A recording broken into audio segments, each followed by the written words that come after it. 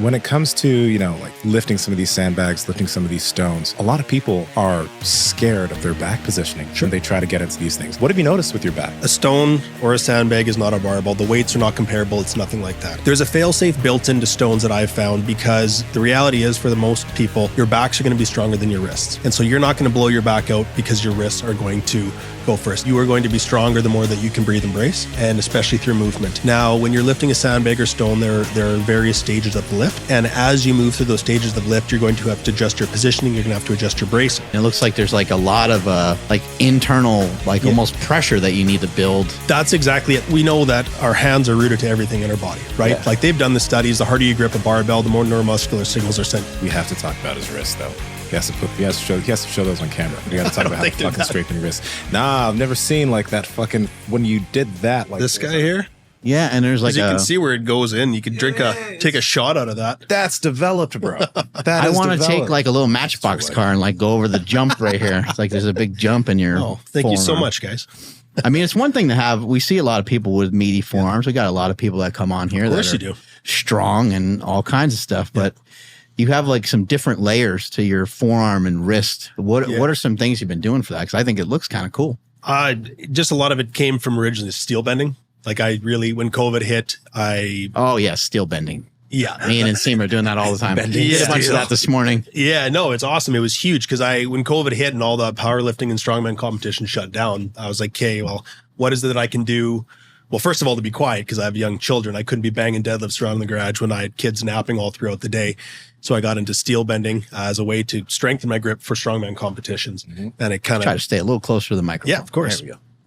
And it kind of took on its own from there, but it just helped my hands and grip in ways that I couldn't imagine. Then when it came time to do stone lifting, it was never my wrist strength that stopped me from lifting a stone. What kind of steel are you bending? Like, are you bending nails or something, or what are you? Yeah, it's actually a whole thing. There's different websites you can order products from, and they have basically what it is like leaderboards. So instead of having competition where everybody is at the same time, it's an international thing. You can order steel from Germany or from the UK. What are some of these websites? Horito is a really good one. David Horn's World of Grip. Have you guys heard of David Horn? I don't believe so. Okay, no. so he's a UK strength legend. Like for instance, when Eddie Hall. Sorry, David Horn. Yeah, no, that's fair enough. But he's so when Eddie Hall won 2017 World's Strongest Man, he went to David to help him with his grip. David's the guy that actually invented grip sport, like period, back in the 80s. Wow. And he's in his 60s now, and I'm writing that name down. I can't forget it. It's not good for me to not know someone's name that's like that. He is more than just grip though. Stone lifter. He's a strength historian too. Like he buys old books. The guy's a genius and just a gentleman. But he has a lot of great steel, and you can do online competitions through him, through a bunch of people. And so when COVID hit and there was no chance to get together and, actually have competitions, it was something you could do online with people from all over the world. And it's pretty cool. So there's, different types of bolts and steel and horseshoes. I got big into horseshoe bending and snapping, which was just gnarly and painful. I did one you can see me holding it up right there. That was a barehanded bend I did just a few weeks ago. I hadn't touched one in, I think, like 3 years or something like that, and was still able to hard it with no wraps on, because you usually use wraps.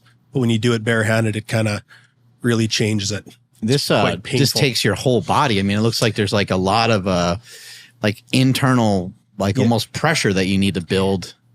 That's exactly it. And that's what's kind of neat, because if you think about all strength sports, at least that I can think of, there's always a load, right? Powerlifting, you got the barbell. If you're doing pull-ups, your body is a load. If you're doing push-ups, the body is a load. A piece of steel weighs essentially nothing, right? And some of these bolts are rated at hundreds and hundreds of pounds, and you have to find a way to recruit that strength from inside of you, right? And so it's a whole different kind of aspect than most strength sport, which is really, really cool. It also hurts like hell. And so you actually have to train your brain, because we obviously have feedback loops in our body. It says, this hurts, stop doing what you're doing. And you have to train that feedback loop to say, this hurts, I'm not getting hurt. You have to learn the difference. And so when you do that, you kind of unlock a whole new layer of strength, because you've now retrained your brain on tolerating pain and discomfort, which allows you to just get stronger overall. And you're talking about like pain at the sites of which you're bending, like pain in the fingers, pain at the hands, yes. Or are you talking about more stuff too? Yeah, mostly that. It's pretty localized. But then again, when you go to, for instance, with the horseshoe there, when you have to apply that pressure on your thigh, it's just brutal, right? And so much of it is in your hand, but your hands are also so directly linked to your central nervous system. And when your central nervous system starts getting fatigued, your body wants to shut down. So you have to learn to just push right through that. And yeah, it was super helpful for me. I think it helped me learn a lot about strength in general. And again, just unlocking that ability to push through the discomfort and retrain your brain to go, you know what, that's okay. It's just discomfort. We can deal with that. What about like opening like jars and shit like that? Like I imagine like that's probably gotten easier for you with all this strength that you've been messing with. But like, are there like things around the house that you just look at and you're like, I could use that as like a, you know, something in the garage as like a strength tool almost? Because I'm imagining like if you do load up something that has a really wide jar, you know, you probably fill it with weight or something and carry it and do various things with it. Yeah, grip strength, there's basically unlimited ways to train your grip, right? Like if you look at a lot of grip competitions, and I'm not shooting on grip competitions anyway at all, but there's some of the implements get pretty wild, like you're picking up a half penny and stuff. Like our grip is so complex, there's so many ways to train it. And some are maybe more efficient than others. Some are just a test of strength. But yeah, you can train anything. Yeah, there's David right there. The guy is he's unbelievable. What he has done and can do. He's done all sorts of sports, from strongman and all sorts of weightlifting. They have much different weightlifting competitions over in Europe that we don't have.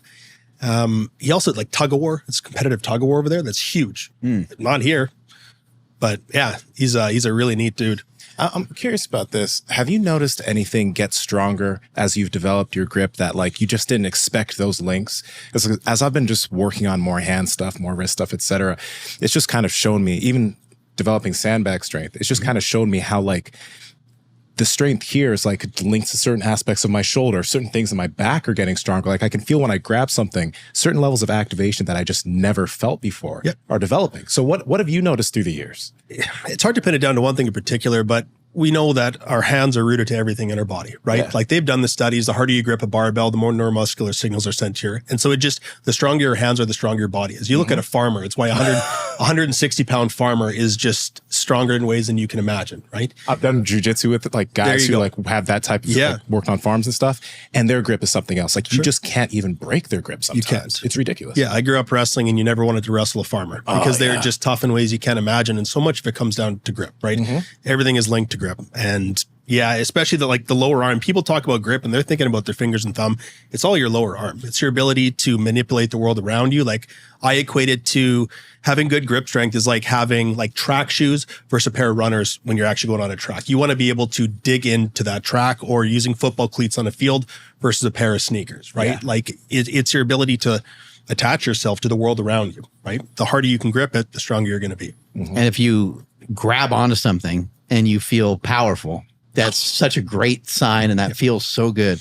But there are times when you grab onto something, you kind of feel halfway defeated before you even started the process. You know, like a fat bar, double overhand grip deadlift or something kind of comes to mind, where you're like, this is going to be really hard to like finish this lift. Yeah. And you can see how connected it is. But, you know, I remember when I was powerlifting, a lot of guys would say, oh, I don't really train my grip because it's not really a problem.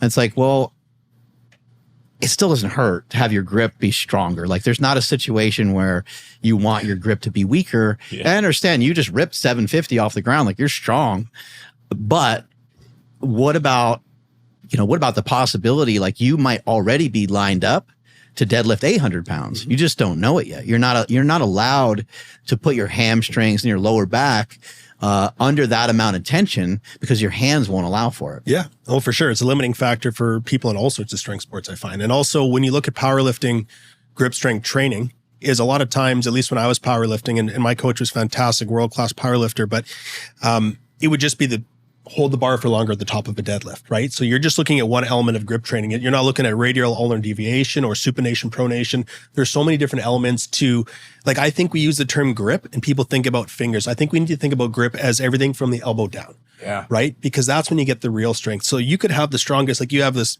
hand grip right here. You could build your hand grip up and that's cool. But how much can you actually rotate? right? It's different things. And I think we need to expand what we mean when we say grip. And what's your grip feel like if your back is completely rounded over and you're kind of stuck in this position for a little bit? The fingertips might open up more and more. And we've had a couple guests on here talk about grip strength before, and you might be able to bear down on something with a pretty good grip, but the second your wrist has to be articulated in a different way. I mean, just lock horns with a really awesome, proficient arm wrestler, and you'll feel what I'm talking about. You'll be like, I clearly lost. And you didn't even start doing anything yet. You just, the way they grab you, you're like, I'm defeated. I'm in a totally vulnerable position right here, and they're just going to destroy me. Yeah, wrists are everything, though, as far as I'm concerned. As soon as you step outside, I love this conversation. Yeah, I'm so happy you're here. So do I, man. But the 2.5 hour wrist podcast. But yeah, we're the only ones that are going to listen back to it, but that's okay. Once you step outside of gripping a barbell or doing a dead hang or something, that's when you realize you do need wrist, right? Like, yes, you can get away with, like you'd said, powerlifting with just having that one type of wrist strength or grip strength. But as you get out, there's so much more than that, at least in my experience. I think it's fascinating that we have this like protocol. We got a protocol for hypertrophy. We have a protocol for strength. And it's rare to see anybody like bounce outside of that. You're like, no, 5x5 works great for strength. And then a bunch of different versions of a 5x5, sets of, maybe 10 sets of 3 or something like that. But it kind of falls it falls under like 30 repetitions total for a workout, right? When it comes to hypertrophy, there's very specific protocols. You need X amount of exercises, 2 to 3 exercises.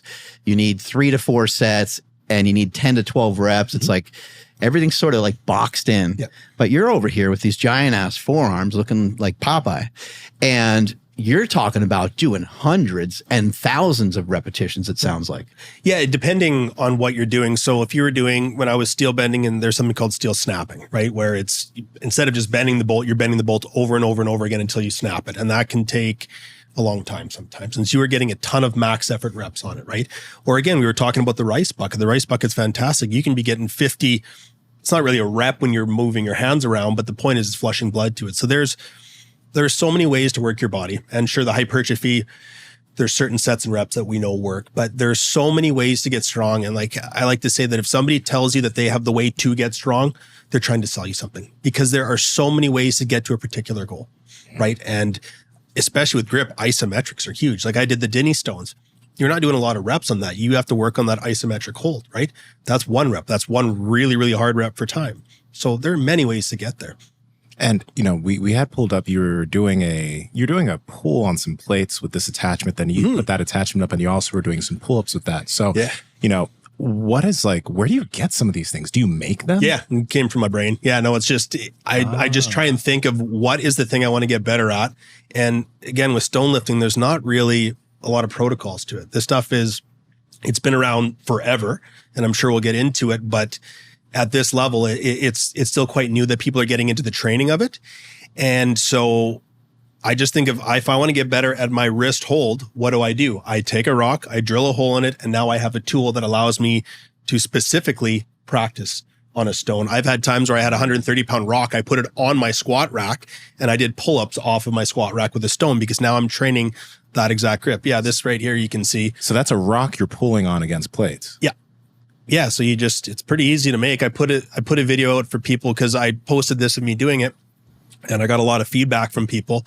And so I just made a quick video showing people how to make it. And then I'm having dozens and dozens of people tag me in videos, and nice. Because they use it. It's so simple, man. Like, I need to make one of these. It's so easy to do, right? You just got to drop an anchor and an eye bolt, and you just got to drill a hole. Like, it costs you $2 of equipment. To your point, the articulation of your hands, right? So we know that like double overhand deadlift without a hook grip is going to be way harder than either a hook grip and or one hand 100%. Under, one hand over. And then we also know from like doing pull-ups, like go ahead and try to do a regular chin up with your palms facing away from you versus doing it with your palms facing towards you versus your palms facing each other. Those are all very different, and they very different aspects of your grip just by simply just moving just a tiny bit. Or take your thumb out of the equation too, right? Wrap over like this and see how it changes for you. right? And there was the perfect push-up years ago. Like that just kind of has a certain articulation of your arms in a particular way. Then you're like, you go to do it and you're like, oh my God, my elbow doesn't hurt. Yeah, that changes things huge. We used to have to do a ton of push-ups in recruit class for the fire department, and guys start bagging out. I'm like, guys, turn your elbows in. It's going to change where it puts it and makes it so much easier because you're going to fatigue a lot less easy. Oh, this makes me so curious. Are you one of those people who can do wrist push-ups? Like go like this and then do push-ups like that? I don't know. We can try afterwards though. Good question. No. Have you ever done wrist pull-ups before? Like, you mean like this? Where you, lock your wrists and then do pull-ups like that. I should try. So you do those? I'd never heard of it till a few months ago. And the guy at work, we were in the gym. He's like, have you ever tried those? And I was like, no, man, let's give her a go. I got 5 my first time, which was decent. It's hard. Did you feel a lot of like your forearm? Totally. Yeah.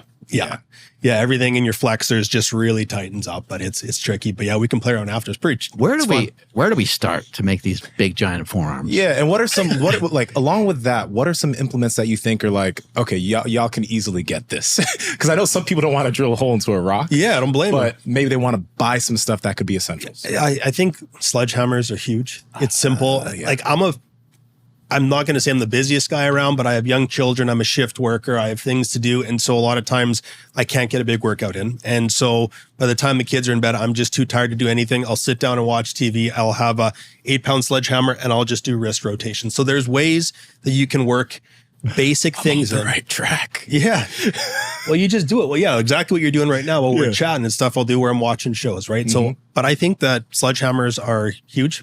You can get an 8-pound sledgehammer, chop it down. And if you're doing supination, pronation with it, radial ulnar deviation, you're going to seriously build up your forearms. I like this idea too. And you're not just buy a sledgehammer. Don't buy a fitness device. Just go and buy a sledgehammer. You don't need. It's kind of more fun. It is. It can be. Yeah. I see what you buy a sledgehammer, buy an axe, buy like some cool shit. That's my MacGruber training video you just pulled up there. Get some man points. That's great. It's just fun there. But yeah, there's so many ways to build strength in ways that you don't need to buy equipment. Of course, it's fun to buy nice equipment, but you can get stuff for cheap, real cheap, and have a good time. Question about that. What do you like to do? Because, a lot of people are like, okay, give me the sets and reps for this. But do you just sit there, you just do this for time until you burn out? Like, what do you think about when you do it depends on what you're doing, right? Because if you're putting a huge isometric strain on your wrist, you got to be careful of your tendons and ligaments, right? So we're talking about the point where you need to build up and develop those tendons and ligaments first. I would never recommend, just like anything, if somebody was new to deadlifting, you wouldn't recommend that they go in for a max right off the bat, right? You need to develop the strength. And again, to develop the strength, especially in tendons and ligaments, takes a lot of reps. Also, guys, you go too hard with this, like he's mentioned, you could stress fracture. I've stress fractured this shit because I was going too hard a little bit. So there you go. Yeah, high reps. High reps is an important thing to do, right? Okay. And once you've developed that, you're going to feel yourself getting much stronger. And I think a lot of training can be quite intuitive. If it's starting to feel easier, go a little harder, man. Like, I don't know. It doesn't have to be anything prescribed in that way, but yeah, grip is a complex thing. And again, I wouldn't call myself an expert like you, but one thing I've noticed as I've just been like doing some of this stuff more is like play around with how hard you grip some of these implements, like how hard you grip the sledgehammer. Because one thing I've noticed is like the harder you grip it and do these rotations, okay, it's a little bit easier, but if you loosen your grip in certain areas and then you let it stretch, you'll feel different areas of the wrist like stress a little bit. And that can be kind of like, I look at that as like, okay, that stresses. I'm going to see if I can continue doing this with a slightly lesser grip. You know what I mean? Yeah, absolutely. And you need to consider how hard you're gripping things and everything, right? So a lot of people like to do a dead hang when they're training the grip. Great, very simple thing to do. But if I weigh 215 pounds, if I'm doing a max dead hang, I only need to grab with like 220 pounds worth of force. If I'm max squeezing on that, I'm going to burn out much quicker too. Yeah. So you can change it. If you want to work on that absolute crushing strength, sure, let's squeeze as hard as we can. If we're going for time, then hold off a little bit. Find it's like a clutch on a car. How hard do I actually need to grip it in order to stay here? And that comes into play with a lot of different types of training, especially as we get into discussing stone lifting, carrying and stuff. That is one of the most major tips that was ever given to me is those kind of things. Is you got to learn how much pressure to apply and when to back off a bit, because you don't always need to go 100%. I'm so sad right now. I just feel like an inferior man, like you're doing all this manly stuff. Like you're picking up like a railroad tie or something like that. Yeah, that is hard, man. That I was surprised to get that. Actually, did you just like drive by that and see that and like, I'm going to swing back around and pick that up? Yeah. So there there's construction on a railroad. And they're like, hey, we're using that. They weren't. It was done. That's the only reason. I probably shouldn't have that. But so this was actually interesting how I got my first lift on this. So that I never thought I stood a chance in hell on lifting this thing. I had it in my gym. I had some guys coming over to train.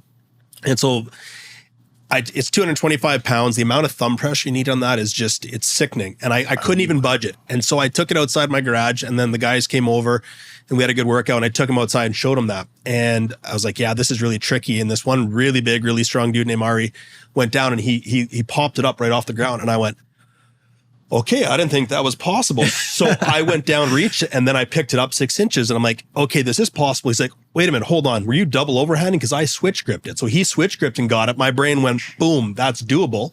And then I picked it right up after that. So it's amazing. Picked it up double hand.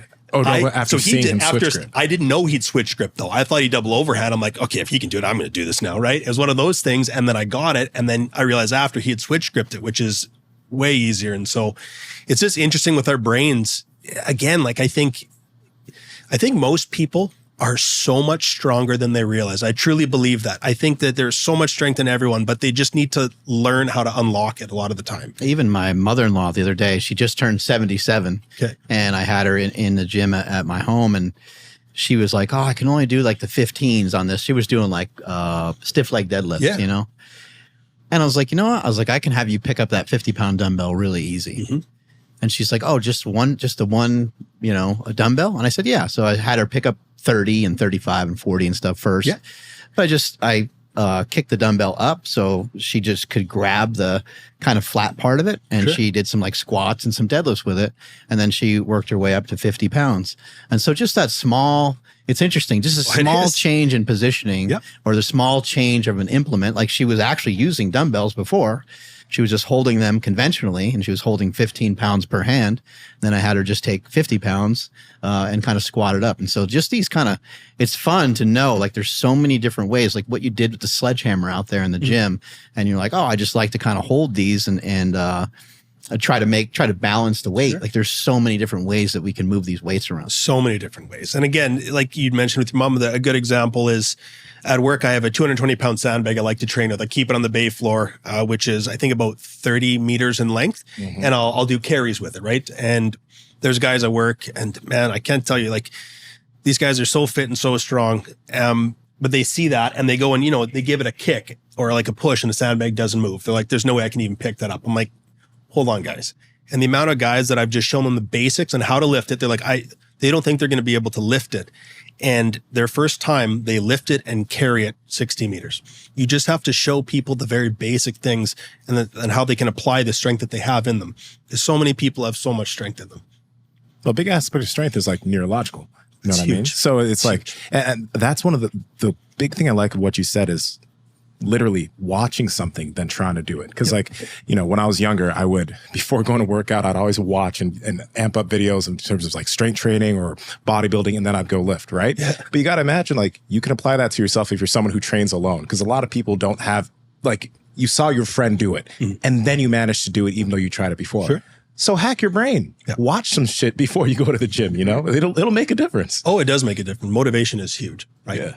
Yeah, I completely agree on that. I love the attire that you're wearing too. You're wearing jeans and boots every time. Is this just because you're in Canada and you're freezing your ass off or what? Honestly, the jeans came out of just from when I started stone lifting because it shreds you up, right? Like my forearms are a callus from lifting stones. But they were shredding my legs, so I started wearing jeans, and it works. Yeah, you literally do have a callus on your. Yeah, that's crazy. Yeah, and like your legs get shredded pretty bad, right? And so I was like, well, I'm going to wear jeans to protect my legs, and then I realized that jeans in no way impair my movement, and they only help me. So I wear jeans when I work out all the time, and boots. Like it's these boots I have on right now. I think boots are great for a lot of training. They're flexible front to back and stable side to side. It works for me. Tom Haviland style. Yeah, Tom's the man. He's such a nice guy.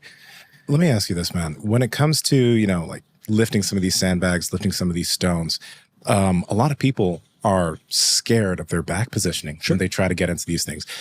So what have you noticed with your back? And how does it compare to lifting barbells?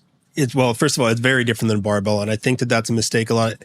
A stone or a sandbag is not a barbell. The weights are not comparable. It's nothing like that. And I actually don't do a ton of sandbag. Most of my training is stones. I've done some sandbags. I think sandbags are great, and I would encourage anybody and everybody to give it a go. It's much easier to come by than a lot of stones, but there's a fail-safe built into stones that I've found, because the reality is, for the most people, your backs are going to be stronger than your wrists. Right? So it's very, very rare that you will have somebody who's got these unbelievably strong wrists, but a weak back. And so you're not going to blow your back out because your wrists are going to go first. I've helped. And you're saying wrist because you have to kind of curl your hands underneath it? Yeah.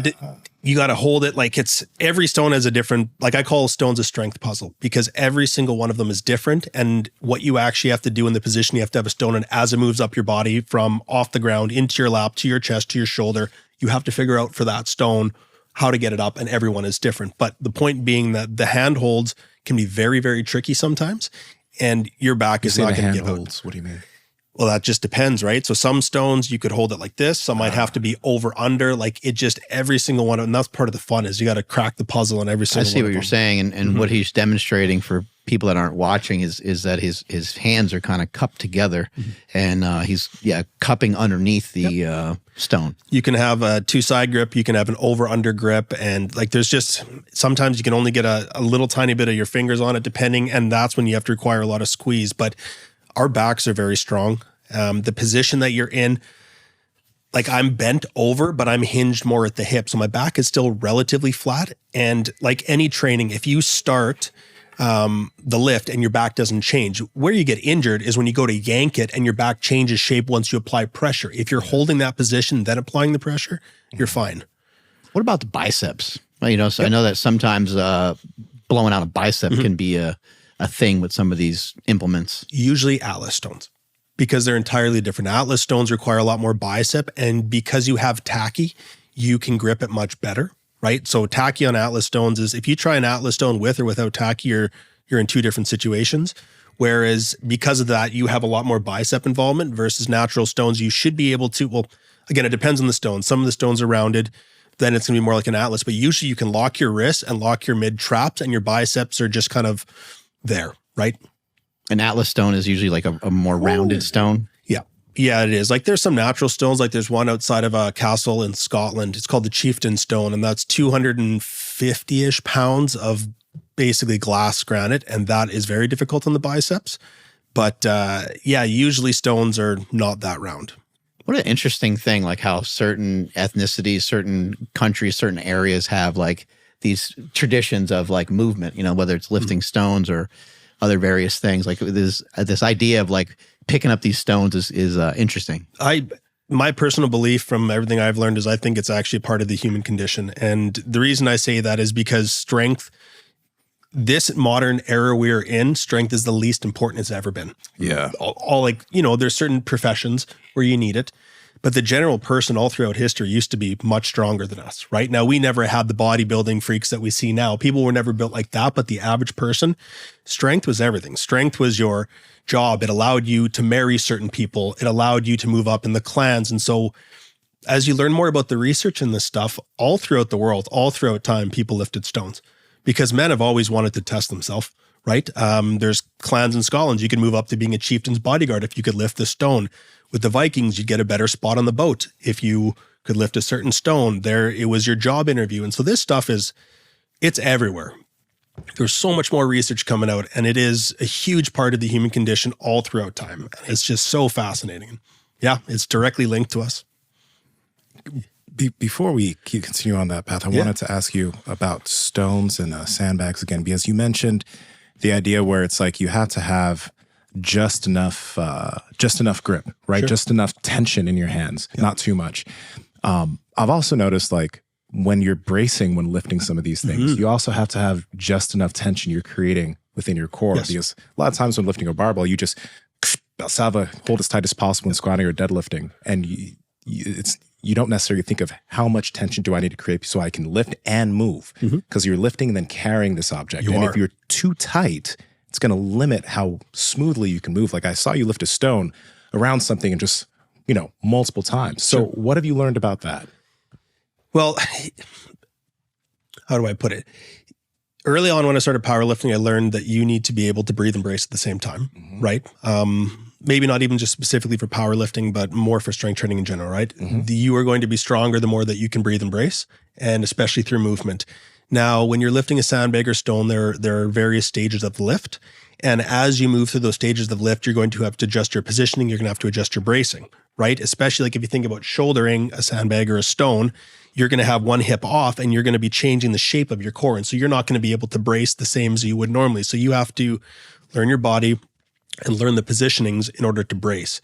And part of the bracing aspect as well is that you need to know how to let off with it when you're walking with something, right? Because if you have, like I'm training for the Husafell stone. My brother and I are going to be going to Iceland this year and going to try and carry the 410-pound Husafell stone. And that's 98 feet. That's nearly twice my body weight.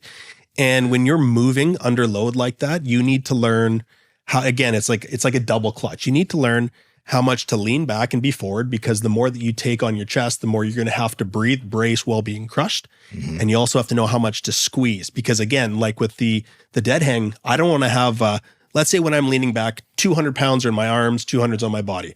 I don't also want to row in another 200 pounds. And now I have that much more on my stomach that I'm trying to breathe, brace, and move through. Yeah. So I'm not sure if that answered your question or not. No, Sorry. No, it did. It did.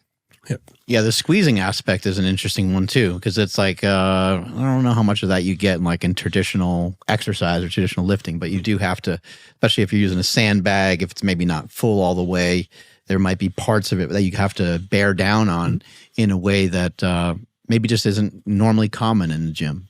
Yeah, it is different. And it's also, so one of the things that I found is really, really cool about stone lifting is there's an element of grit to it, right? And grit, you don't quite get to the levels with grit with other types of strength training. I'm not saying you don't have to have grit. That's not at all what I'm saying, but he's calling you all weak. No, not at all. Like we were talking earlier, Mark, about how long does a max effort deadlift take? Maybe, 6 seconds before you maybe pass out. And max effort and the deadlifts people can do are unbelievable. I'm not disputing or putting any of that down, but some max effort stone lifts are 40 plus seconds, right? And so you really need to be able to be under tension for that amount of time. And sometimes grit training is one of the best ways to actually level up your strength training when it comes to stones and sandbag. And that's why I'll do a lot of holds on my chest and times, working under time, and time under tension is, I think, one of the best ways to actually get stronger without having to develop more muscle. Do you mess around with any kind of breathing in particular when you're doing these exercises, or you just try to breathe whatever way kind of comes natural and feels good? So I find one of the things I've been doing the last few months that I found works really, really well is that, let's say, for instance, your goal is to hit whatever stone it is up to your shoulder, right?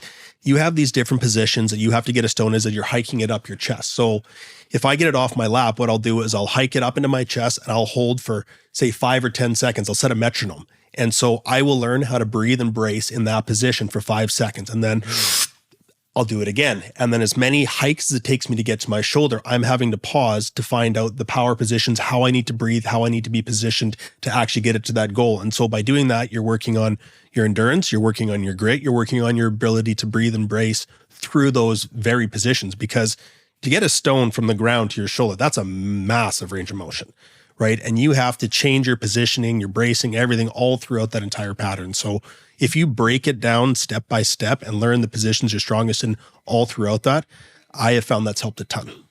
I would assume too, one aspect is like being able to kind of stay calm in those positions. Because when I see somebody new that's starting to lift a stone, they'll get it here and then they'll start to panic. Yeah. But you're spending, like you mentioned, 40 seconds just getting it up to your shoulder potentially. Yeah. I couldn't agree more. That's a really good point. We have a site we call the Edmonton Stones of Strength that we've started because not everyone has the access to go on trips and do historical stone lifting. So I was inspired by a guy named Ryan Stewart, who's just an unbelievable stone lifter researcher. He started something called the Utah Stones of Strength, and we wanted to simulate that. We set up a site down in our river valley. We have a beautiful river valley where I'm from in Edmonton. It's like 27,500 acres right in the middle of our city, which is huge. And luckily I found a whole bunch of stones right by my place. And yeah, there we go. There it is. We have events down there and we train down there. And we get a lot of new people coming to try out stone lifting, which is awesome. And exactly what you were saying there is that once they get it to their lap, you can see their eyes flash. I did it. And they go, oh shit, now what? Right? Because they panic. And so I show people, no, hold on. I want you to get the stone into your lap and I want you to drop your ass to grass and I want you just to sit there. Okay. Because you could probably spend 30, 45 seconds with a really big weight there, because that stone is stacked over top of your tibia and fibia, right? At that point, you're not supporting that weight. So you have to get people to slow it down and just chill out. So yeah, it's tough to kind of hang out in that position, but it doesn't really feel like you're, working at that point. Like it does feel like a good opportunity to maybe rest and then think about how you're going to switch your hands. It looks like in some of these videos, you're kind of breaking these down into like different pieces. Yep. Is that kind of what you're doing? So you can learn exactly like when you're going to switch and get your hands under, and it looks like you're doing some marching and stuff.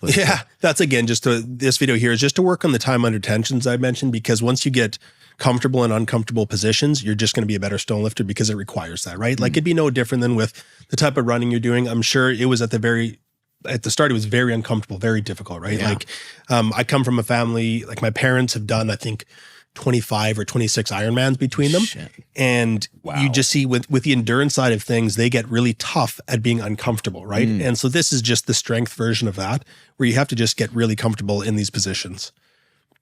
I think it also just got, like, one of the cool things is I don't think some people realize how resilient the body can be in some of these positions with load. Totally. You know what I mean? Like this, that's not you. No, this is a young guy that I'm coaching. That's right? Logan. Yeah. He's just like, beauty. I don't know how heavy that stone is. It looks pretty heavy, but he's just breathing in that squat, going up and down with that load on top of him, just super comfortable. Yes. And it's like, if you can get comfortable with that, you're pretty damn resilient. You are, man. Our bodies are so much more resilient than people think. And that video that you just showed is one of my favorite things I like about stone lifting, is that I think people often get too caught up with weight.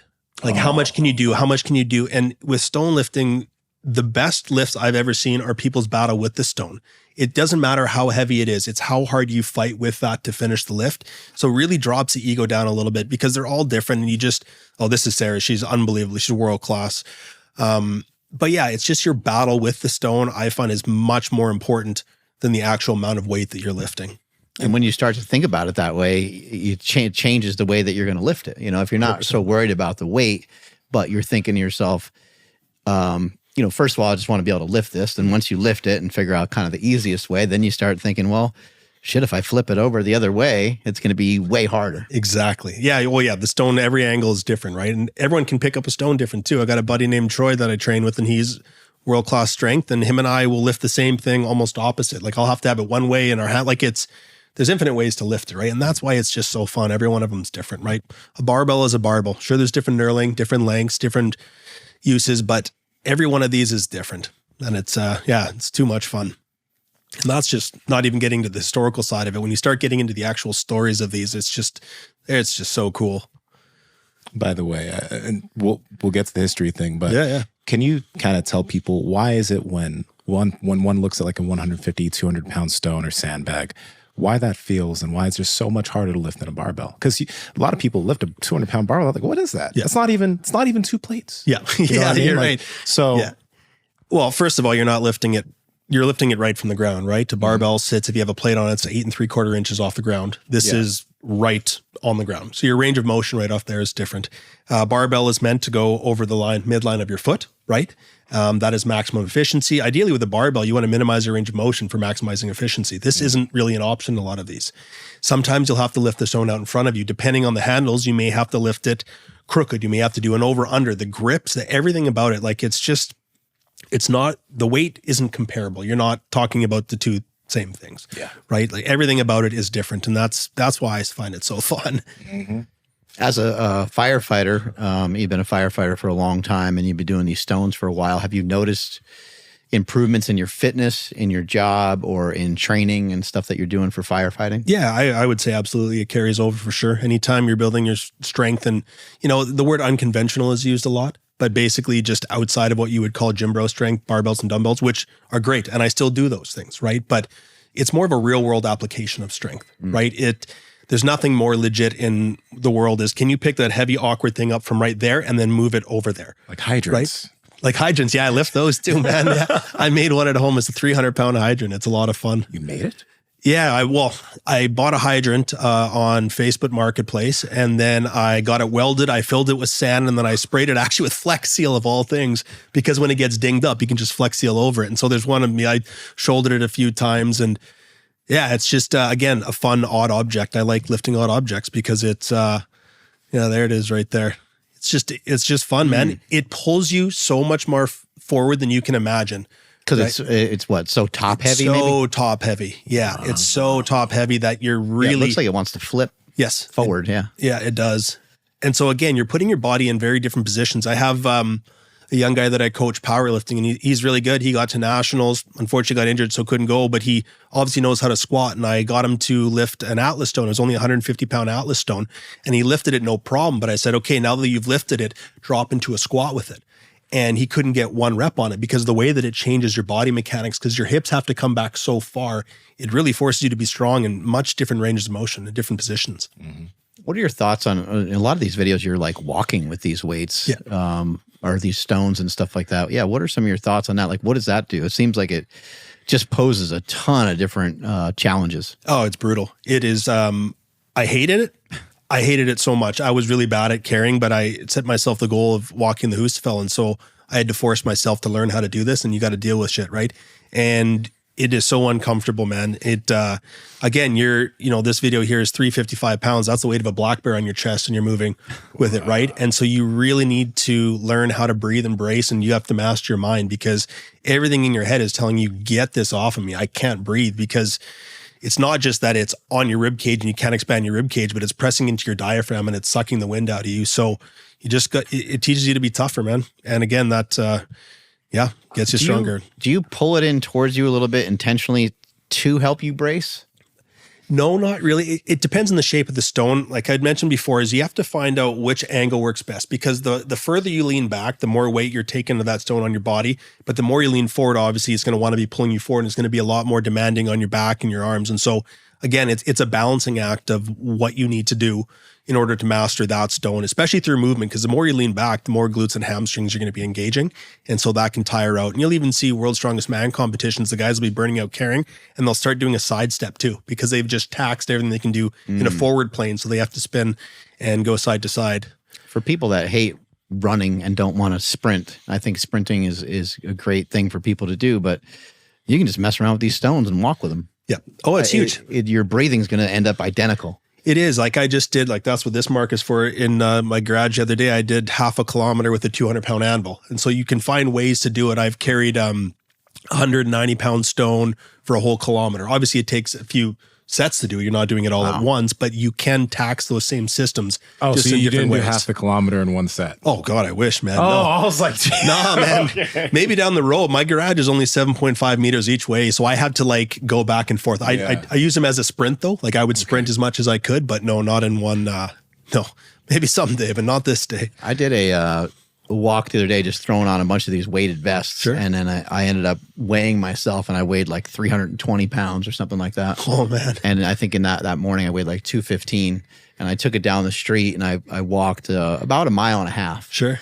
And it was just, it was brutal. Like towards the end, you could really feel it, but I can't imagine like if I was holding something, trying to hold a weight and walk with it would be very difficult. It is difficult. And the rucking is great. And again, when it comes to training for my job, is I like rucking for that purpose too, right? Because we're carrying our packs and all our equipment is it's very heavy and it's taxing. So it's a great way to actually train for what I need to do. This is going to be somewhat of an odd question, but as you were over time developing the strength to lift these heavy stones, what's like the weirdest kind of fatigue adaptation that you had to get used to? You mentioned the pain that most people don't think about. Yeah. What else do most people not realize is like, this is something you're going to get used to and get okay with? It's the psychological side, I think, of having that much weight on your chest. Okay. Because for me at least, I'm sure other people would have much different points of view, but just when you're getting crushed and you can't breathe, you have to master your brain. You have to tell your brain, I'm fine. This is a short-term thing. I can do this. I can breathe. It's fine. You're not blacking out, right? But it is just the anxiety in your brain kicks in and goes, you can't breathe. What are you doing? Why are you doing this, man? What's the point of this? Right. And so you have to learn to fight that. But man, does it change really quickly. You're able to adapt very, very quickly. And I think the carryover as well. So I didn't do much shouldering this summer. I did a lot of carrying this summer. And then when summer finished and I went and tackled the stone I hadn't touched in like 8 months in my garage, I shouldered it. It was 403 pounds. It was something I didn't know if I'd ever be able to do. Damn. But the ability to carry stones, I was able to master that mental side of the thing we're talking about of the discomfort on the chest. And then what do you know? That carried over to another aspect, right? Yeah. Things feed off each other. Have you messed around with any like nasal breathing or CO2 tolerance type stuff? I have in the past. Yep. Yeah. Some of the Wim Hof breathing. It sounds like it would kind of coincide with some of like that, because you're only going to be able to like sip little breaths, right? Yeah. Like when you have that big weight on your chest like that. Yeah. So. I've actually started playing around with just recently, so I can't speak too much on how well it's worked, but just laying on the ground and breathing with weight on my chest. Let's ask you. Yeah. Okay. Good. There you go. Yeah. Like the other day I was doing a 30-second cycle, because usually when you carry the Hoosville around, it's approximately 30 seconds of effort. Mm-hmm. And so loading up, like I had 200 pounds in my chest and was laying flat with plates on me and just breathing through that. And just learning to deal with that discomfort. And I mean, that's going to strengthen your diaphragm. It's going to strengthen your intercostals, and all of those things are going to come with this. So it's kind of sounds like a strange thing to do, is just to lay down and breathe with weight on you. But if you break down what you're trying to do, it actually makes a lot of sense. I would say maybe even do that with the O2 trainer. Have you seen that before? No, I don't believe I have. We had Boss Rutan on our show. Oh, that's rad. Yeah, I know. He's incredible. Yeah, no doubt. But anyway, we also had Chris Henshaw on our show. And speaking with Chris Henshaw, he was saying a lot of the top endurance athletes that he trains utilize that oftentimes before they go to bed, just to really try to get themselves to be able to breathe a lot stronger and build up some of those muscles that you're talking about. But I mean, that would be probably really brutal to have that weight on you and to use the O2 trainer at the same time. But something to think about for sure. Might be a good party. Yeah, appreciate that. It's good party trick. Yeah. All right, Mark, you're getting leaner and leaner, but you always enjoy the food you're eating. So how you doing it? I got a secret, man. It's called Good Life Protein. Okay, tell me about that. I've been doing some Good Life Protein. You know, we've been talking on the show for a really long time of certified Piedmontese beef, and you can get that under the umbrella of Good Life Proteins, which also has chicken breast, chicken thighs, sausage, shrimp, scallops, all kinds of different fish, salmon, tilapia. The website has nearly any kind of meat that you can think of. Lamb is another one that comes to mind. And so I've been utilizing and kind of using some different strategy, kind of depending on the way that I'm eating. So if I'm doing a keto diet, I'll eat more fat, and that's where I might get the sausage, and I might get their 80-20 grass-fed, grass-finished ground beef. I might get bacon. And there's other days where I kind of do a little bit more bodybuilder style, where the fat is, might be like 40 grams or something like that. And then I'll have some of the leaner cuts of the certified Piedmontese beef. This is one of the reasons why neither of us find it hard to stay in shape, because we're always enjoying the food we're eating. And protein, you talk about protein leverage all the time. It's satiating and helps you feel full. I look forward to every meal. And I can surf and turf, Yeah. I could cook up some, chicken thighs or something like that and have some shrimp with it, or I could have some steak. I would say, the steak, it keeps going back and forth for me on my favorites. So it's hard for me to lock one down, but I really love the bavette steaks. Yeah. And then I also love the ribeyes as well. You can't go wrong with the ribeyes. So guys, if you guys want to get your hands on some really good meat, you can head to goodlifeproteins.com and use code POWER for 20% off any purchases made on the website, or you can use code POWERPROJECT to get an extra 5% off if you subscribe and save to any meats that are a recurring purchase. This is the best meat in the world. Let me ask you this, the history of the stones that you were talking about, and people that are getting interested in this, I think you mentioned kind of like a historical stone got ruined. So what should people keep in mind as they're trying to go lift some of these things? Yeah, so I appreciate you bringing that up, because as much as I love stone lifting for training, we're simulating a history. What a lot of people don't realize is when they see these historical stones, these are actual strength relics. Like a lot of the ones in Sweden are protected by law, which is amazing. But if you can, there's two stories that I wouldn't mind covering because I think these are just so cool. Okay, so there's a stone called the Fianna stone, and that stone is in Scotland, and I went and lifted it. The Fianna were basically the Highland Special Forces warriors back in the day. Now, this stone has been there arguably between 800 to 1,000 years. This exact stone, the Special Forces warriors would travel across the Highlands to go prove themselves to be able to get a part of this clan and be one of the Fianna warriors.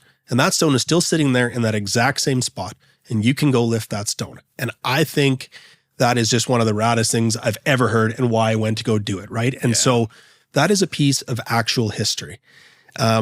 Now, on the other side of it, if most people have seen Braveheart, right? They've seen, there's a scene where William Wallace comes back to meet Hamish, and they're throwing stones. that is a true thing that would happen. Maybe one of the few things true in that movie. And there actually was a William Wallace stone. William Wallace and his guys camped around in this area called the Ark of the Seven Stains, where these stains meaning stone. And there was a stone attributed to William Wallace, whether he lifted it or not. There it is right there. What a classic scene, man. Now, whether William Wallace lifted that stone or not, it's attributed to him, and it was factual that he camped there. But somebody went there, they picked up this historical stone, and they just dropped it, right? People think stones are invincible. They're not. They dropped the stone, and the William Wallace stone shattered, and it is now gone. And so the reason I brought up the Fianna stone originally is because it's such a cool story, and people need to understand that these stones are a part of history. And if you're traveling to some other person's country and playing with their history, set the stone down with respect. Do not use tacky on it. Some people will use tacky to lift a stone. You're defacing it, first of all, and you're also too weak to lift it. So come back when you're stronger, right? And remember that a lot of these stones are on private property. So treat the property with respect and the landowners with respect, because they could take it away. There's a spot in Scotland where you actually put a stone on this old plinth that goes back between 2,000 and 5,000 years. And this is on private property, and they allow you to go lift on their land. It's a kindness. Don't abuse it, right? So just remember, this stuff is all bigger than you. This stuff is bigger than your Instagram page or your YouTube channel, right? You're becoming a part of a history that goes back. It's all across the world, and it goes back thousands and thousands of years. It's just too cool. That's amazing. You've had some of the opportunities to go to some of these other countries and lift some of these objects. What do you think is like the toughest one? I'm sure it's like probably different for each person. Yeah, but is there kind of like one that everyone talks about where they're like, oh shit, it depends where it is. I've only been to Scotland. I got Iceland coming up this year. Definitely carrying the Husafell is one of the biggest ones. That is a big feat. Again, it's 410 pounds and you have to walk at 98 feet. I've been to that city before, and then a bunch of people were like, "Oh, you picked up the stone." I'm like, "No, no." I mean, you have to train like you do. You have to train kind of like your whole life for it. Yeah, like, I don't know how to do that. That one's kind of an iconic one. I would say the Husafell stone is maybe the most popular historical lifting stone. The Dinnie stones they're a historical lifting stone, but those are ring stones. That's 733 pounds, but that's more of a grip test than an actual stone lift. Whoa. And rings. Okay. So. Yeah. So it's super cool. It's tough on the hands. Very, it's very like difficult. Separate blocks that you're kind of lifting, right? Yeah. And those are very, very popular. A lot of people set their sights for those, and it was a pleasure to be able to lift them. But yeah, so much of it with these historical stones is about the actual history that you're getting involved in. Like there was a video that just popped up on the left there called the Strathmore Durnas, and where that is in Scotland is way up in the Highlands. The stone's 355 pounds, which is a decent lift, but you were in the area where the Pictish warriors were. There's something called the Pictish Broch, which is an ancient Pictish structure from, I think it was 22 to 2,400 years ago, right next to where you're going. So you were going way back into history to be involved in these. Now, I'm not saying that stone is from then, but it's in that land, in that area where these guys were. And the Picts, they held off the Romans from the south and the Vikings from the north. So we're talking like as badass as people get. So it's the one on the left there where I've got my hands up at the kilt there. Yeah. So you're way up in the Scottish Highlands, and it's just like a beautiful, beautiful place. These are just adventures to get to some of these spots too. Like it's just such a neat place to go to. And what do your kids think of this? Because you said you have a 4-year-old and like a 7-year-old, right? Yeah, they think it's cool, or it's all they know, kind of thing. It's all they know. Like I know someday, like I told them, they were pretty upset that I was coming here and crying, not understanding why Dad's going. I'm like, I'm like, guys, I hope someday you'll look back and go, that was pretty cool. You got this chance. They don't quite get it, right? And yeah, but they like to come out and lift stones with us. And we discussed this before. Is where we lift stones in Edmonton.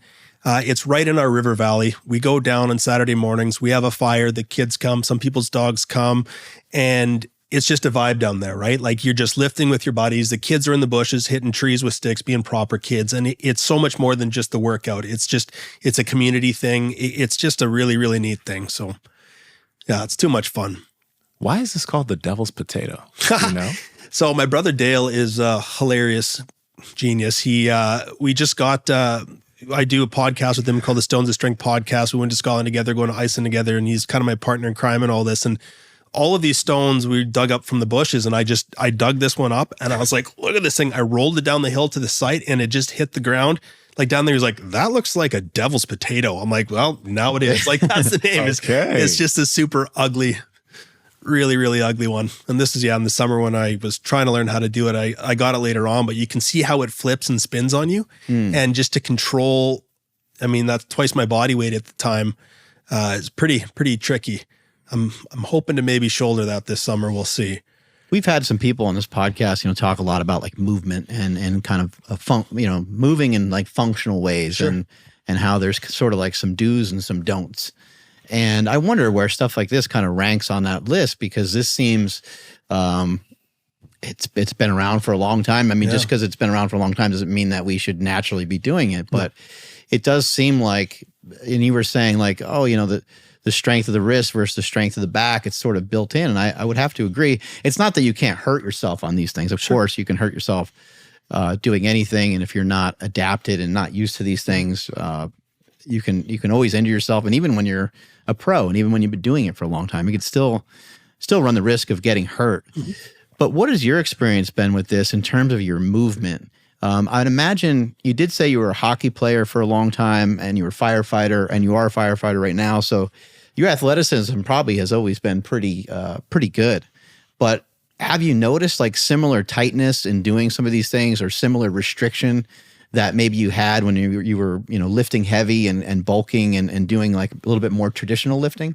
Yeah, yes and no. I think my issues that I've had with my body, I've been very fortunate not to have anything major, knock on wood and all that. But some of it is exposed. Like weak glutes means that your QL kicks in and works a little bit too hard. So when you're shouldering to one side, my QL will fire up. But I've seen a lot of people lift stones. I've introduced a lot of people to it that have never done it before. And it's a really low risk thing. It really is, because a lot of them, it can be very intuitive. If you give, like my kids can pick up a rock, over half their body weight. And it's an intuitive movement for a lot of people. And it doesn't mean there's not an extreme amount of technique with it. There's a technique to using a fork, man. Like, you know what I mean? Like, of course there's going to be technique to it, but I think a lot of the movement patterns are somewhat intuitive, especially at the beginner level. So I'm not sure if that answers your question, but I don't think that it's exacerbated any issues that I've had. And I've actually had people reach out to me that say that like doing stone lifting has fixed their back issues. I believe your past guest, Dan Strauss, had talked about doing a lot of back training to fix his back. I had a guy just yesterday saying that he's had issues and he started stone lifting and it's helped him, because if you look at the position you're starting in, your lumbar is in a stretch position and it's helping people get down lower to the ground, right? Like this isn't a deadlift. We're not doing a rack pull here. You have to be able to drop your hips down and get into the position. And if you can get into that position, it takes a certain amount of mobility just to get there, right? And then if you're able to create force from that position, then you're in a pretty good spot. Do you think for yourself that your mobility has improved somewhat, or do you have any? It's tough for me. I'm not a good example of it, because I got into stone lifting as I stopped playing hockey. And as a goalie, you have to be pretty flexible and mobile. And so I can't comment from a very good spot, because my mobility has been going down because I've stopped stretching for goaltending. And so I'm stiffer now than I was, but I'm still certainly mobile enough to do all of this stuff. Like, I think I have pretty decent mobility. I play around with doing Atlas stones on the ground, where I'll sit on the ground, I'll roll an Atlas stone up onto my shoulder seated, and then I'll get up like in a get up, right? And so you have to have a decent amount of mobility to actually be able to do that. So I think I have decent mobility. Yeah, it looks like your hips and your hamstrings, when you're on the ground with some of those things, it looks like they're plenty mobile. There's one right there. Yeah. So that, I think they're pretty good. This one's a little janky. I'd like to get it a little bit better, but still getting up, putting a 250-pound Atlas stone on your shoulder from seated and then standing with it is pretty tricky. Yeah, look at that hip mobility though. Yeah. That's wild. Man, you just did a 90-90 with 250 pounds on your... This is also though one of the reasons why I don't really lift stones. I mainly lift sandbags, right? But this is one of the reasons why I like it so much, because you can, not that you can't lift a barbell in many different ways. Sure. You can clean it, you can snatch, but like going on the ground, lifting it up this way. You can go on the ground, put it on your chest, put it on your shoulder, then lift up. Like there's so many ways to lift it up. And, I think you're the third person now to mention the idea of you don't lift it the same way perfectly every single time. And that's actually a strength of it. Sure. Oh, it is. Yeah. So it's really interesting. So there's different styles of stone lifting. If you look, I'm not sure if you're familiar with the Basque region of Spain. Nope. Okay, so they have basically had stone lifting as a national sport for like 150 years. They do that like tug of war type thing, right? The Basque wrestling, or is that right? They might. I'm not super familiar with that. That might be somewhere else. But they've turned like rural strength, what you would need, into sport, whether it's wood chopping or stone lifting. They have ones where they actually will pull I think it's 1,500 pound stones with a harness and stuff. But the point I'm getting to is the Basque people have absolutely maximized efficiency. So they have stones, they lift cubes, they lift rectangles, and they lift what they call bolas, which is an atlas stone, and they have maximized efficiency. And so they go with lower weights for higher reps.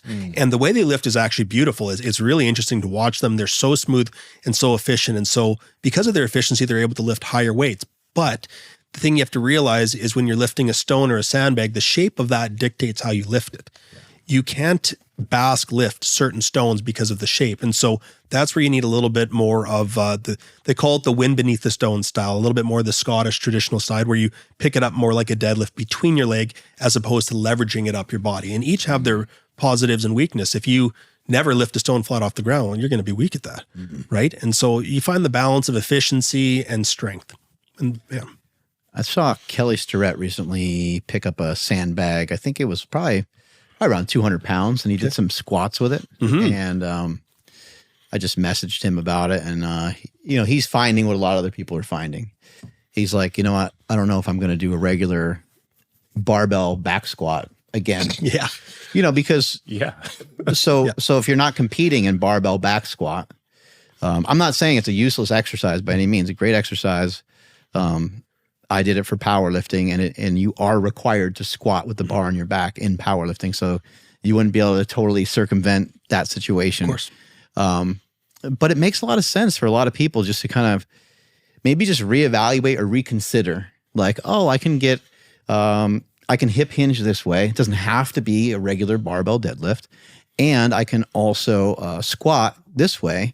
And it doesn't have to be a barbell back squat. We can just learn a different skill. And we can switch gears and not only can we switch gears, but we could switch gears. And now if we want, we can go back and forth. We don't have to ever get rid of anything.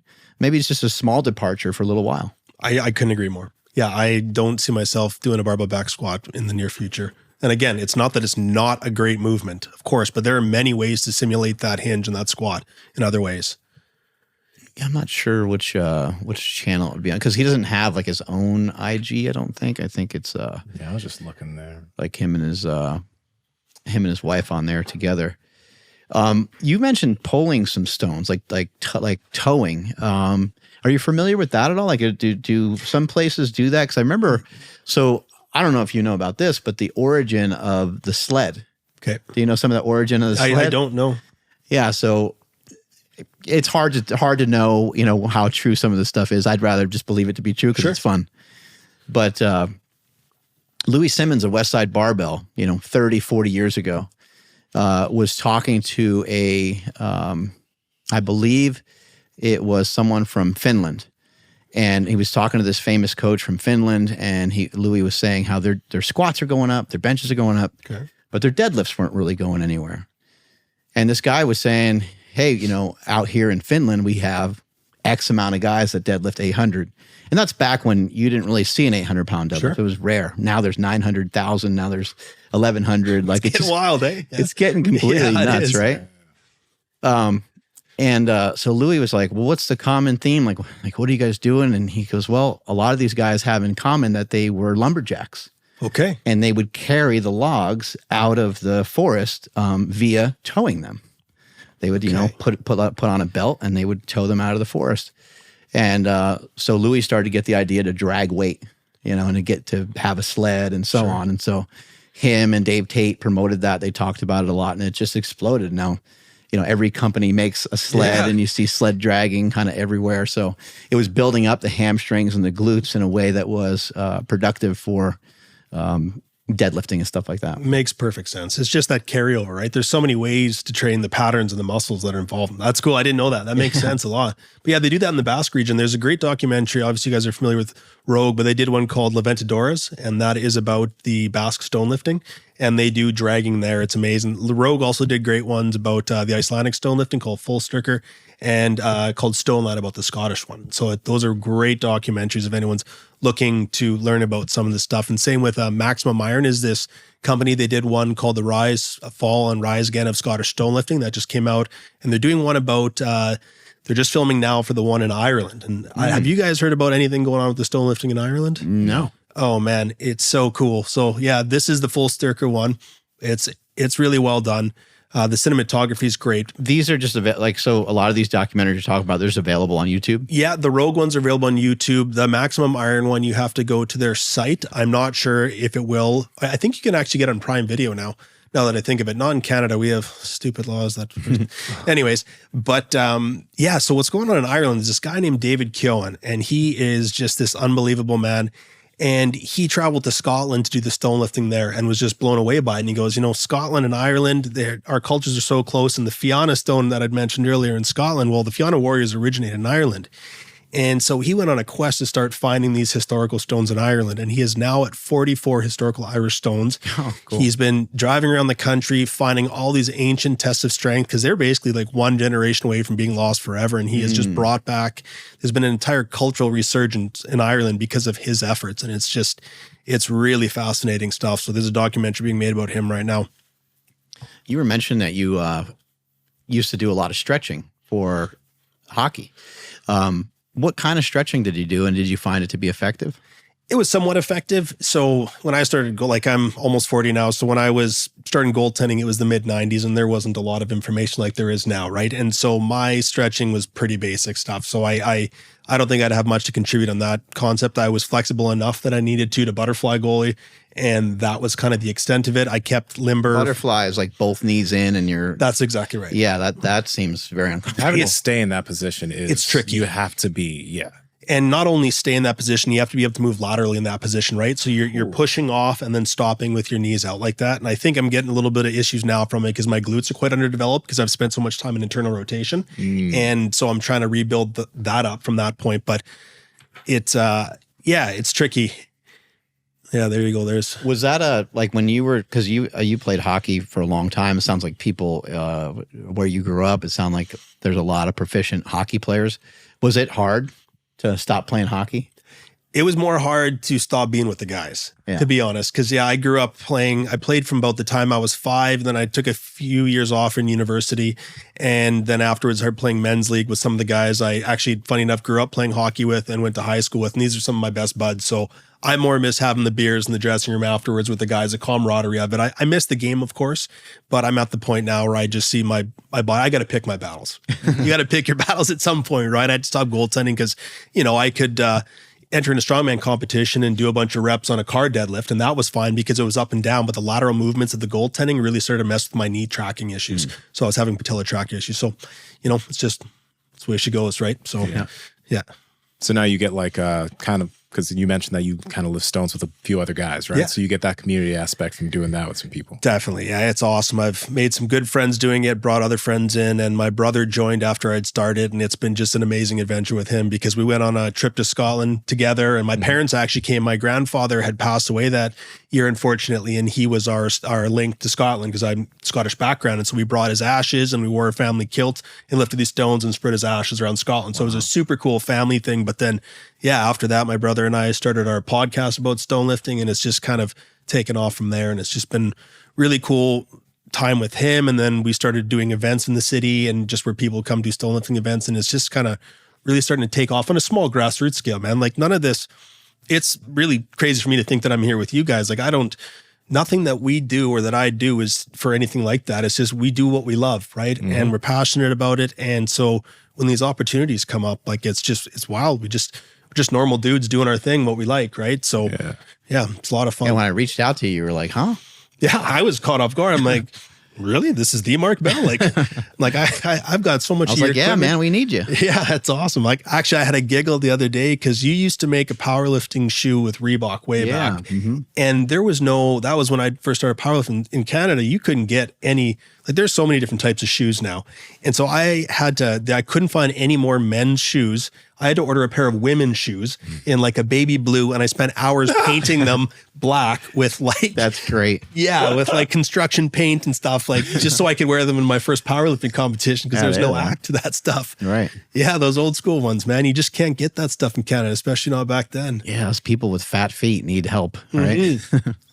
I do have that. So yeah. Do you still do like regular lifting? You still do some, regular deadlifts and things like that here and there? Yeah, you bet.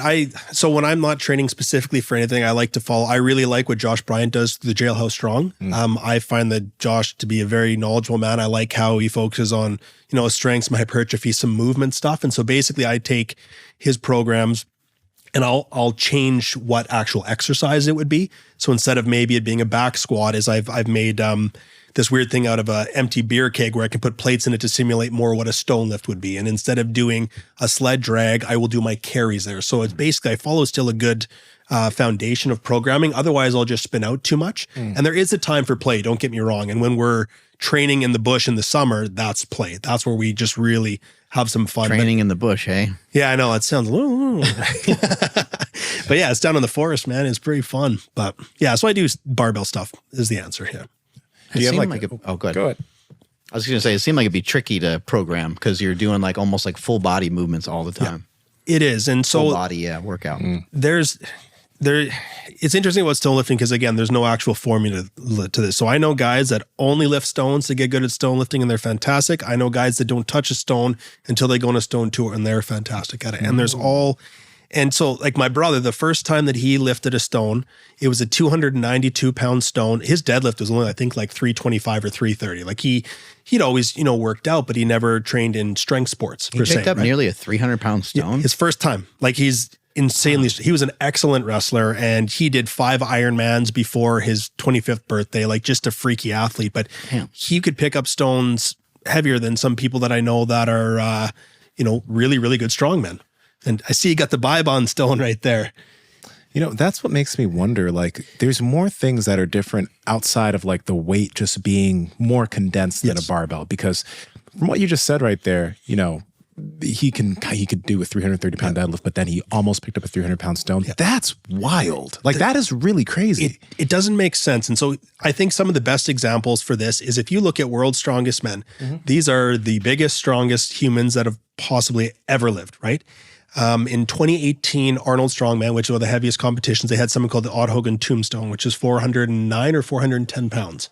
And they're able to use tacky on it too. We only use chalk, right? You do not use tacky on natural stones. Unless it's a competition, your rules, fair play. You get Brian Shaw, and I'm not, like Brian, I admire him, and I'm not in any way saying anything negative about him, but Brian Shaw had just set Brian Shaw was 35 years old, 425 pounds, had just set the Atlas Stone record to a plinth, and it was 563 pounds. He couldn't shoulder a 409 pound stone. That's less than his body weight with all of the skill and all of the strength in the world. And it just shows you how this stuff doesn't necessarily correlate. So you could take my brother who, did a little bit of gym bro lifting just to keep up some hypertrophy, and he can walk up and lift a massive stone. But then you get these high-level strength athletes that it doesn't carry over. There's no exact formula to it. And that's why it's so fun to train for. I think that stone that you're talking about, I think Martins was able to lift it. Yep. And he's been accused of playing a lot of video games. So some people just have these particular strengths in them. And then also, who knows, maybe there's a particular dexterity or something like that. But it is cool that these stones and some of these movements, maybe these are good tests to see who's got like that kind of farm boy strength or who has like field strength that they could actually apply when they're doing another activity. Obviously, the activity itself requires a skill set as well. If someone's doing MMA or jiu-jitsu or wrestling, the skill set for those is you need to be doing it for a long ass time. But it would be interesting to kind of like, I wonder if there's like a sweet spot for most, because like on a regular deadlift, we can't have, a bunch of guys at your jiu-jitsu school deadlift to like verify how strong they are on the mats potentially, but maybe with a stone or maybe with a sandbag, maybe it would be more verifiable. Well, it's funny you mentioned that because they used to have like farmers testing stones in Norway and Sweden. That was your job interview. And it would depend on how much money you would make and whether you could get a job was depending on the size of the stone that you could lift. Like, so that's exactly, you talk about farm strength. That was a test for some of these farmers. If you wanted a farmhand, you had your stones right there and you had guys come up, you had to see what they were actually capable of doing. It was a test. And even the whole concept of manhood stones in Scotland, the exact translation is a portion of a man's size. So sometimes how much meat you would get would depend on how much stones you could lift. lifting with your life dependent on it. Yeah, it's wild stuff. And actually, sorry, you had a picture of the Bybon stone up there, and that was just a neat one. I don't know, have you guys seen this? This has turned into an internet meme here, this top one here. And that is the oldest recorded lifting stone that goes back 2,600 years. Damn, and that's why is actually it turned into a meme though. Oh, because it says that Bybon lifted it over his hand with one hand. And so it's funny because if I post a video, the amount of people that will make references to Bybon, it's just kind of turned because it's so absurd, right? Like here you have this historical stone in a museum, but that goes back 2,600 years. That's the oldest documented one. It's pretty cool. I will never go to a doctor ever again about my general health. All they want to do is put you on pills. Really well said there by Dana White. Couldn't agree with him more. A lot of us are just trying to get jacked and tan. A lot of us just want to look good, feel good. And a lot of the symptoms that we might acquire as we get older, some of the things that we might have, high cholesterol or these various things, it's amazing to have somebody looking at your blood work as you're going through the process, as you're trying to become a better athlete, somebody that knows what they're doing. They can look at your cholesterol. They can look at the various markers that you have, and they can kind of see where you're at, and they can help guide you through that. And there's a few aspects too, where it's like, yes, I mean, no shade to doctors, but a lot of times they do want to just stick you on medication. A lot of times there is supplementation that can help with this. At Merrick Health, these patient care coordinators are going to also look at the way you're living your lifestyle, because there's a lot of things you might be doing that if you just adjust that, boom, you could be at the right levels, including working with your testosterone. And there's so many people that I know that are looking for, they're like, hey, should I do that? They're very curious. And they think that testosterone is going to all of a sudden kind of turn them into the Hulk. But that's not really what happens. It can be something that can be really great for your health, because you can just basically live your life a little stronger, just like you were maybe in your 20s and 30s. And this is the last thing to keep in mind, guys. When you get your blood work done at a hospital, they're just looking at like these minimum levels. At Merrick Health, they try to bring you up to ideal levels for everything you're working with. Whereas if you go into a hospital and you have 300 nanograms per deciliter of test, you're good, bro, even though you're probably feeling like shit. At Merrick Health, they're going to try to figure out what things you can do in terms of your lifestyle. And if you're a candidate, potentially TRT. So these are things to pay attention to get you to your best self. And what I love about it is a little bit of the back and forth that you get with the patient care coordinator. They're dissecting your blood work. It's not like you just get this email back and it's just like, hey, try these 5 things. Somebody's actually on the phone with you, going over every step and what you should do. Sometimes it's supplementation, sometimes it's TRT, and sometimes it's simply just some lifestyle habit changes. All right, guys, if you want to get your blood work checked and also get professional help from people who are going to be able to get you towards your best levels, head to merrickhealth.com and use code POWERPROJECT for 10% off any panel of your choice. One thing I do want to mention, though, you mentioned your brother was a wrestler, right? Yes. Okay. So there's something about the transfer to grappling strength that has, like, as I started, again, not stones, but sandbags, lifting those types of things and getting strong with it over time, I have noticed a noticeable change in how easy it is to just deal with another person's body. You know what I mean? And I find it funny how you called it fighting the stone, right? Because like that's kind of how I think about lifting sandbags in certain ways. It almost feels like fighting the bag in a way. You know what I mean? So it's like, you know, Mark, you mentioned like there could be a dexterity and some inline strength, but I think there is something that there's a lot of things that you're not getting when you're just lifting heavy with a barbell that you're getting with sandbags and stones. Yeah, I couldn't agree more. I grew up wrestling. I'm from a family of 3 boys. We're all wrestlers. I was the least good compared to the other 2. They were both better than me, but you absolutely see the carryover for sure. We'll even look at your past guest again, Dan Strauss, to bring him up. Like he's a world-class BJJ fighter, and he does a ton of sandbag work. Why? Because it works, right? It translates very, very much over to what you guys do. Yeah. You think about, you know, a leg extension machine or leg curl or some of these, you know, back machines and some of those things. They were probably made with the very intention of like, this does this specific thing. But then we somehow over the years just maybe got a little lost in the sauce of the effectiveness of those things for everything else. Not like they're completely ineffective. We had Corey Schlesinger, who's a very proficient strength coach in the NBA. He works with the Detroit Pistons, and he said one of the best tools that we use to help the knee is a leg extension, which is kind of wild because you're like, no, like not a leg extension. You kind of think that a lot of times that hurts people's knees, but anyway, just it's interesting how those machines and how these things kind of came to be. it makes sense that these stones and these rocks and these sandbags and so on are sort of more of a natural thing for us to move around and us to lift. And then our body kind of reacts accordingly. You're not going to just pack on tons of muscle to your legs when you're picking up stone. You might pack on some weight on your legs, but that would probably more likely represent someone who's maybe a little bit more untrained. Yeah, I completely agree with that. Yeah, I don't think you're going to get a ton of hypertrophy from doing any of this stuff, but you are just going to get stronger, like at the weight you are. Absolutely. And a lot of it is super intuitive. Like my brother Dale's boy, he's I think when he was 4 years old, his boy's the same age as mine, and he heard dad, look, and he was in the supermarket and his kid was in the shopping cart and he shouldered a pumpkin. Like, it's just, you watch these kids move sometimes. Like, my parents have these little tiny medicine balls. They're 10 pounds and my little guys will grab it. And it's not like they're studying my videos, and it's not like I've sat them down and said, this is how you do it. A lot of these movements can be very intuitive, right? You watch a kid squat, it's natural. And I'm not saying that this stuff is that ingrained like a squat, but it's just amazing how for some people, it just comes that easily. Movements are right there in you. The strength of your wrist and your hands and stuff, have you noticed improvements maybe with something like pull-ups or something like that? Not as much. No, I wouldn't say. I would never use pull-ups myself. For, again, we were talking about the wrist pull-up, something like that would, because if you're gripping a stone, it's like this. If you do a wrist pull-up, it's going to be like that. So you have that isometric hold in that flex position, something like that would. But I think just developing strong wrists overall are going to carry over, but you are going to have that max effort isometric.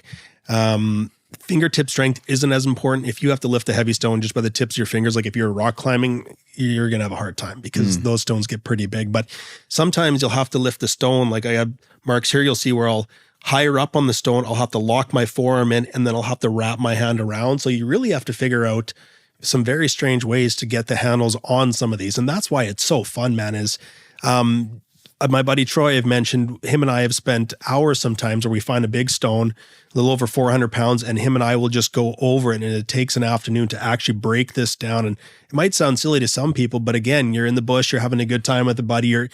Anytime you have a whole bunch of dudes focusing on one thing, usually it's a pretty good time, whether you're sitting around a campfire, whether it's whatever, right? Like when you get the combined effort, the camaraderie, and you're trying to figure out a puzzle, it's quite fun, right? It's a strength puzzle. And so it's very interesting, some of the ways and the positions you have to get your body into and actually even just break these stones off the ground, never mind lift them up. When you go and try to lift these historical stones, are there like people there recording it in some way? Like not videoing it, but like is there some sort of historical record of some folks that have lifted these stones? Yes, there, especially at the Denny stones. So in order to lift the Denny stones, you have to apply ahead of time.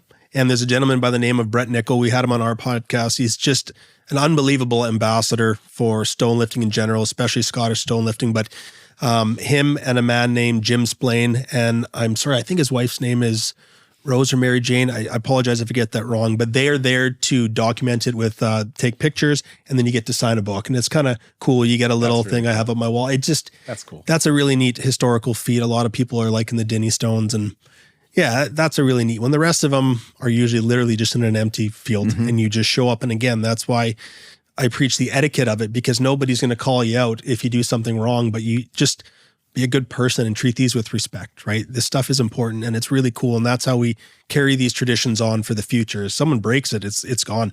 Yeah. Right. Are these competitions? Stone lifting is done in competition sometimes. So they have the Donald Denny Games, which are really cool in Scotland. That's a competition.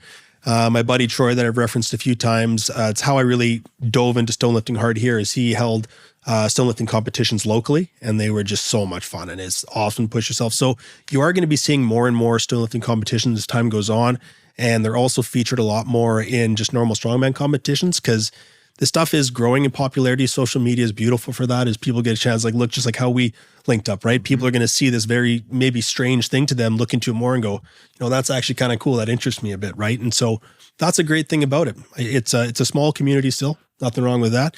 It's growing, and I just hope it continues to grow in the right direction. So maybe even within a strongman competition, there could be a separate stone lifting going on simultaneously almost. Well, I think stone lifting is one of maybe the more feared lifts in strongman. And feared is maybe not the right word, but you can train for, axles. People know you can train with an axle. You can train with a sandbag. If you know there's going to be a 500-pound Atlas stone to put on that plinth, you can find a 500 uplift stone that's going to be somewhat similar. Every stone is different. And so it has that X factor that people are not going to be able to be prepared for.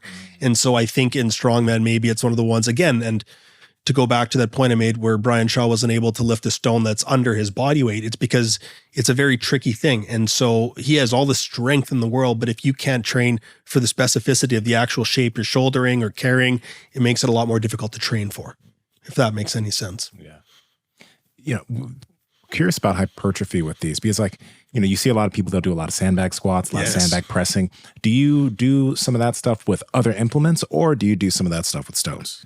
I don't do a ton of it for hypertrophy. Again, I like to train with barbells and dumbbells a lot. I think that is, if you're looking for hypertrophy, we know that barbells and dumbbells work. That's not to say that you can't do those for that. And some people like to. And I say, right on, man, that's super cool. Whatever works for you. I will use them in higher rep range to work on something. So say I want to work on my speed off the ground.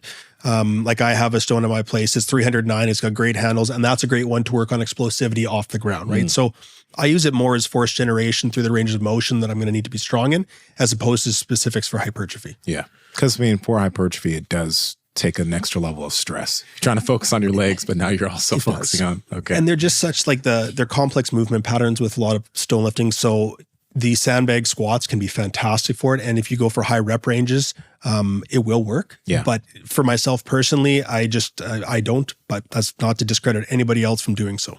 Gotcha. Yeah. I've always been fascinated by hockey. Never been necessarily a huge fan, but growing up in upstate New York, it was really cold, and I had a lot of friends that were into it.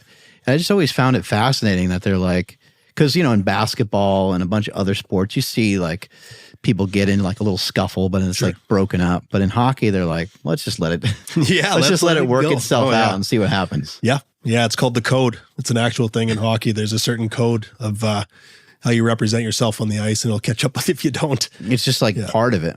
It's part of it. Yeah. And that's not to encourage chippiness. Don't get me wrong. You don't go out there and be an asshole, right? But no, there's a certain code in hockey that you do the wrong thing, and especially the wrong guy, you're getting in a fight. We've brought some of this up on the podcast before just because it's ridiculous. But I think there's this one guy, or these two guys, that just fought each other 15 times on the ice, and supposedly they fought each other at a bar and stuff. It was Ty Domi and Bob Probert. Oh man, those are two of the toughest to ever be on the ice. And they just they wouldn't even really do anything to each other on the ice. They would just throw their gloves down anytime they got on the ice together, and they would just battle it out. And I think Bob Probert's 6'5". Yeah, he's big. Domi's little.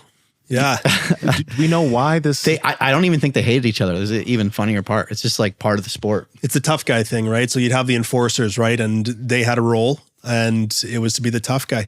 And it's funny. It's interesting that they would fight in a bar, because usually hockey's known for you beat the shit out of each other on the ice, and then you go have a beer together afterwards, because it's a tip of the hat, some of those guys are real tough. I think I think they probably still had a beer afterwards. Together. I would hope so. Even afterwards. Yeah, it's a different fighting style. It's pretty gnarly. And now they have to keep the helmet on, which is too bad, because you break your hands a lot more on that. My old man's got an indented knuckle from hockey fighting back in the day. It's kind of funny. Now when they fight, they have to keep their helmets on. It's it's not that the fighting's gone. It's more so just keep your helmet on. Yeah. Exactly. Yeah, it's too bad. But yeah, that used to be the old way to call someone out. You take the strap off and spin your helmet on the ground. Okay. Yeah. That's a little bit too much bravado. Don't get me wrong. I don't think that that's great for the sport in general, but yeah, now they got to keep the lids on. When you played hard hockey, did you partake? I was a goalie. Yeah. So there's not as much goalie fighting. I went down the ice a few years ago with a guy. I cross-checked one of the guys in my team, and I just took my helmet off and went right down there, and I pushed him so hard, and he didn't expect me. I'm like, "Hey, now you're fighting me." and he just kind of and then skated off, and he realized he was in one. Does everybody want the smoke? Is it just yeah. So there's one game, I don't know if we'll be able to find it, but there's one game where everyone fights, and it goes on for 30 minutes. One fight settles down, and another fight starts, and another fight, and the two goalies just look at each other, and they're they throw their gloves down, they meet in the middle of the ice, and they start pounding the shit out of each other. Bench clear and brawl. Yeah, it's rare, but it happens. Yeah. Yeah, the goalie fights are pretty awkward, because we just have so much equipment on, right? That's what I was going to say, yeah. You're not getting, it's not a good fight to watch. It's just more of a novelty. There should be a sport. This fighting on the ice should be a sport. It should be its own thing. They do? Yeah, they do have it. That's amazing. It's rare, yeah. Yeah, look at that. skirmish. Who's the person in the back throwing punches at the air? I know. I think he's just making a mockery of what's in front of him. I've seen this. Yeah, it's pretty funny. Why? So why? This must be named after a person, I'm assuming. But why are these called a Donnybrook? You know what? You've heard that term, right? I actually haven't heard that. Oh, you term. haven't heard? Maybe I thought I've heard that term before. No, you might be right. In reference of these like massive brawls. It's probably like a dude. Yeah. Oh, I'm assuming it's probably some guy from like a long time ago. The hockey culture's got all sorts of names, but this stuff goes like, have you seen Slapshot with Paul Newman back in the day? Yeah. Like even in that, the Hanson brothers and that, the scrappers and putting on the foil, like it's just part of the sport, man. It's it's you fun. Still get any opportunities to watch it or? Yeah. Yeah. I went to an Oilers game. Buddy from work took me recently. It's pretty fun to go watch Connor McDavid and those guys play. And I mean, I could jump in with my buds and go play sometime, but yeah, my oldest started hockey too, so it's good to see him on the ice. It's just it's a huge part of Canadian culture, right? So it's quite a sport. It's probably one of the weirdest sports in the entire world if you break it down with all the equipment and you're skating on ice and all of it. But it's pretty fun. A lot of skill sets involved, right?